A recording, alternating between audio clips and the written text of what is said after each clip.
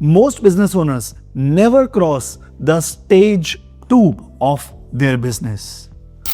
अच्छा, जो भी बिजनेस ओनर अपनी जर्नी शुरू करता है, the business owner starts with the survival stage. ये वो स्टेज होती है जहां पे बिजनेस ओनर सारे काम खुद करता है, sales, operation, marketing, payment, collection. इस स्टेज पे अभी जो सेल्स है वो कंसिस्टेंट नहीं होती.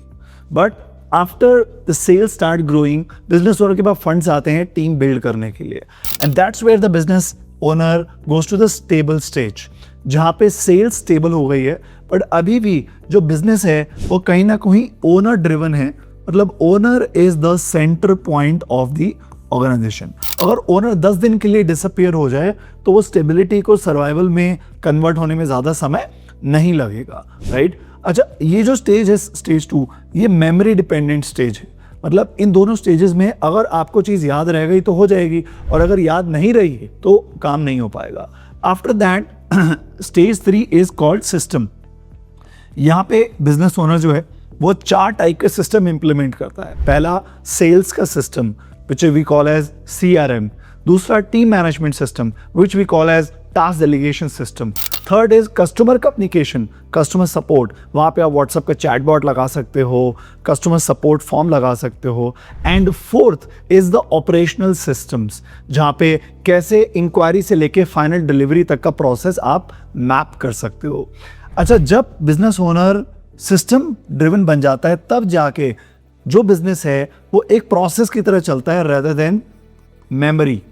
ये वो स्टेज होता है जहाँ पे अगर बिजनेस ओनर 10 दिन के लिए भी डिसअपियर हो जाए, अपनी फैमिली के साथ ट्रिप पे गया हुआ है, तब भी बिजनेस कंसिस्टेंटली चलता रहता है और बिजनेस ग्रो करता रहता है. अच्छा, बिजनेस ओनर्स गलती क्या करते हैं before jumping to the next stage? Let me tell you. बहुत सारे बिजनेस ओनर्स को मैंने देखा है जो सर्वाइवल स्टेज पे हैं और वो स्केल करना चाहते हैं, नहीं कर पाएंगे. जो स्टेबल स्टेज पे हैं पर उनके बिजनेस में कोई सिस्टम्स नहीं लगे और वो स्केल करना चाहते हैं.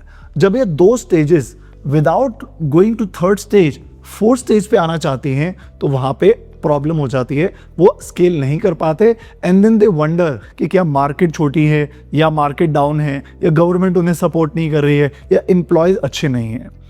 इस स्टेज पे बिजनेस ओनर्स ब्लेम गेम में चले जाते हैं, वो बाहर की दुनिया को ब्लेम करने लगते हैं. बट अगर वो एक्चुअली सिस्टम ड्रिवन बनेंगे उसके बाद वो इजीली नेक्स्ट स्टेज पे आ सकते हैं. And this stage is called scaling stage. इस स्टेज पे क्या होता है, आप एक्चुअली हर चीज का बजट बनाते हो. आप देखते हो कि मुझे पूरे साल में कितने लीड्स रिक्वायर्ड हैं, मेरा कन्वर्जन रेशियो कितना है, मुझे कितनी कस्टमर्स और कितना सेल्स चाहिए, राइट?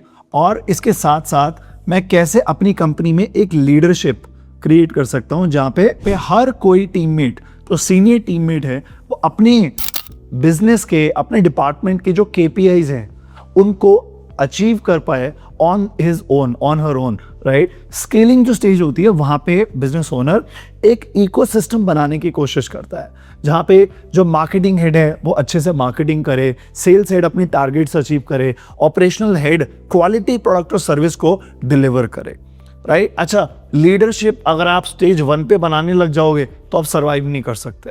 और लीडरशिप बनाने से पहले सिस्टम इंप्लीमेंट करना जरूरी है, because without systems there is no leadership. Because you know if everything is dependent on memory तो आपकी टीम अपना बेस्ट नहीं दे पाएगी. जब नंबर्स, डैशबोर्ड्स, परफॉर्मेंस दिखती है तभी टीममेट्स ओनरशिप लेके रिजल्ट्स आपके सामने लेके आते हैं. After scaling stage, final stage comes as the auto pilot stage. ये वो स्टेज है जहां पे अब आपको डेली ऑफिस जाने की जरूरत ही नहीं है. You need to go to office only once a week और मे बी 10 मिनट्स और 15 minutes a day, that's it. और आपका जो बिजनेस है वो ऑटो पायलट मोड पे ग्रो करता रहता है. अब ये वो टाइम आता है जब आप merger acquisition, collaboration, thinking of launching your IPO, SME IPO, अब आपका 50% से ज़्यादा जो टाइम है वो बिजनेस की जो वैल्यू है, राइट, उसको एक्सपैंड करने में चला जाता है.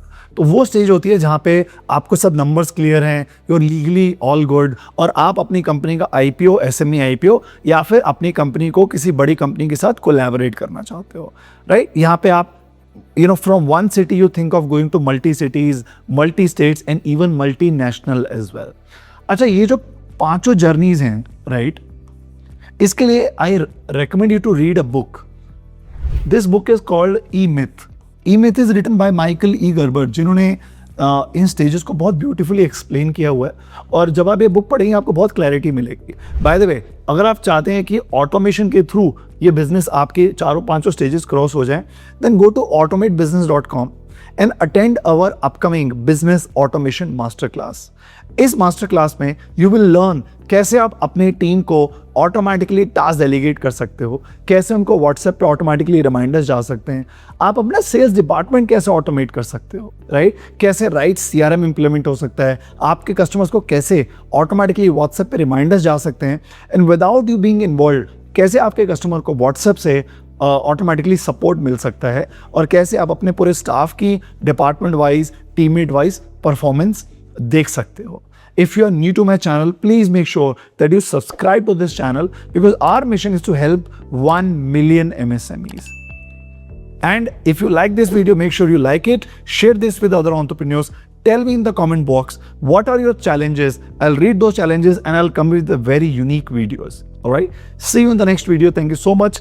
My name is Keval Kishan, India's leading business automation coach. See you.